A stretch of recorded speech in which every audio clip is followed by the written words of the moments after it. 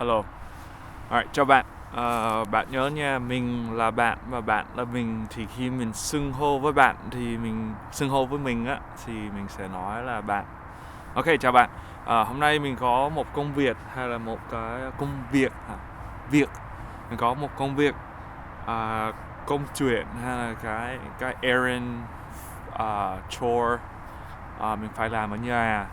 Và mẹ của mình đã bảo mình là mình phải làm cái công việc này. Hồi xưa thì mẹ của mình ưa nói là có một list về chuyện công việc mình phải làm ở nhà. Và trước khi mình đi ra ngoài chơi, hay trước khi mình đi chơi với bạn, mình phải làm cái list này. Hiện nay vẫn cũng vậy. Thì từ nhỏ đến bây giờ luôn mình cũng có một cái list mình phải làm. Thì hôm nay là mình phải lấy cục pin ra từ cái máy cắt cỏ và đem vào nhà. Tại vì ở cái mùa này là mùa đông, sắp mùa đông, và mình phải đem cái pin vào. Tại vì nếu mình bỏ ngoài thì cái pin sẽ kiểu bị hỏng á, thì mình sẽ không sạc nữa được và mình không dùng để chạy cái máy cắt cỏ được. Vậy thì mình phải tháo cái pin ra và mình phải đem vào nhà cho bạn xem nha.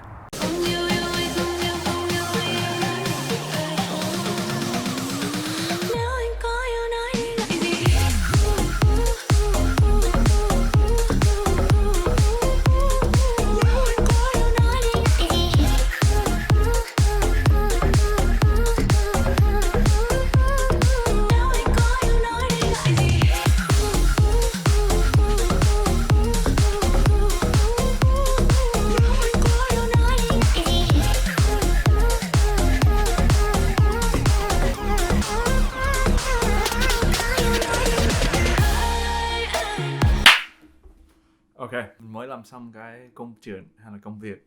The chores, the list of things I had to do. Essentially, when you take the battery out, you want to keep it warm or you want to keep it charged. I bought a little battery warmer, I guess you could call it that, and you let it kind of charge the battery over time. Mình lấy cái pin và mình đem vào nhà và mình cắm cái cục, vậy cái cục một cái máy nhỏ, và mình dùng để mình sạc cái pin. Và khi mùa đông thì mình không dùng thì mình đem vào nhà. Và cái đấy là sẽ giữ cái pin rất rất ấm, mà kiểu nó ấm. Và khi mùa hè,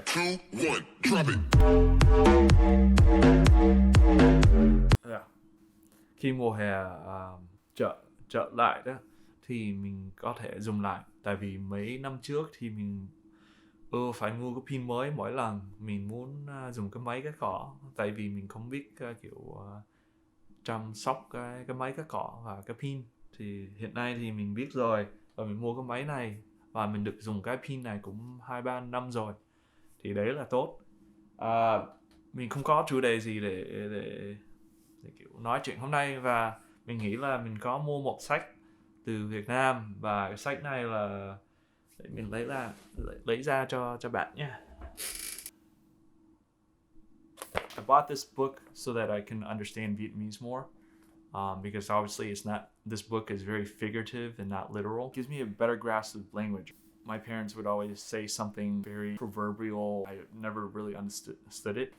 Thật ra, trước khi mình giới thiệu cái sách này, mình không biết đọc. Mình đọc kiểu bằng người kiểu trẻ con á. Và mình không đọc giỏi và mình đọc rất chậm. Bạn nên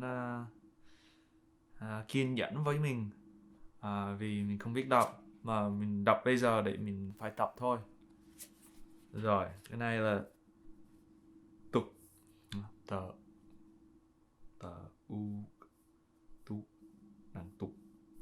tục ngữ. Và tục ngữ là một cái proverbs, right? Like early bird gets the worm. Chim sớm nhất được ăn con chim sớm nhất được ăn Con sâu. Chim sớm nhất được ăn sâu.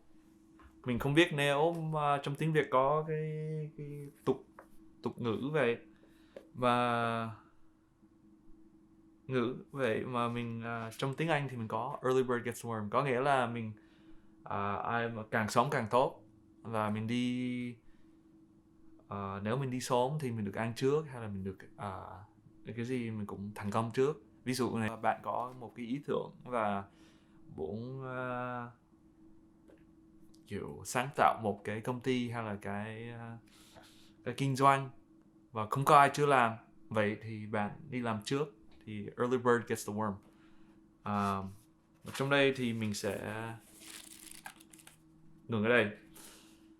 Con đầu cháu sớm. Con đầu là con đầu lồng. Còn con rẻ trước tiên. Con đầu là con đầu lòng. Con đẻ trước tiên. Cháu sớm là cháu sớm có lần đầu. Còn đầu cháu sớm thường được cha mẹ ông bà quý báu bờ ao a u âu bà âu bâu sắc báu quý báu nương chiều, vì là con cháu mới có lần đầu tiên. Ok. Con đầu là con đầu lòng. Con đẻ trước tiên đẻ. Ok. Con đầu cháu sớm. Con đầu cháu sớm. It's like, so the first child is the early child? Is the earliest child? I mean, isn't that a given? Con đầu cháu sớm. Con đầu là con đầu lòng. Con đầu là con đầu lòng. Huyền lòng. Còn đẻ trước tiên. Cháu sớm là cháu sớm có lần đầu. Còn đầu cháu sớm thường được cha mẹ ông bà quý báu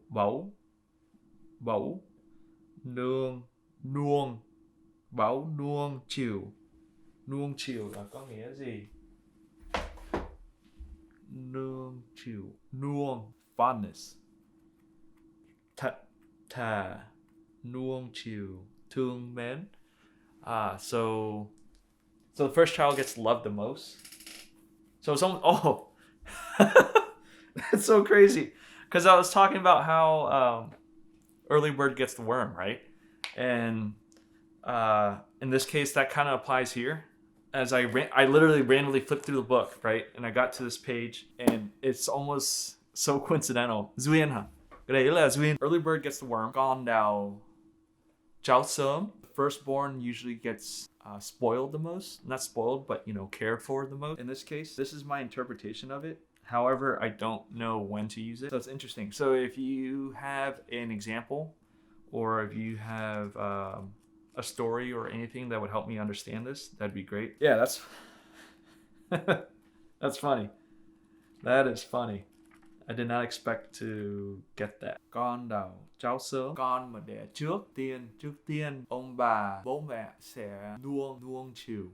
Nuông chiều means fondness. This is fun. This is my first time doing this. I kind of like that. I'm hoping I understood it, but that's crazy. All right, well, that's pretty good for me. I'm glad I learned something, or I thought I learned something. Hopefully I do something like this in the future. Cái mực luộc mục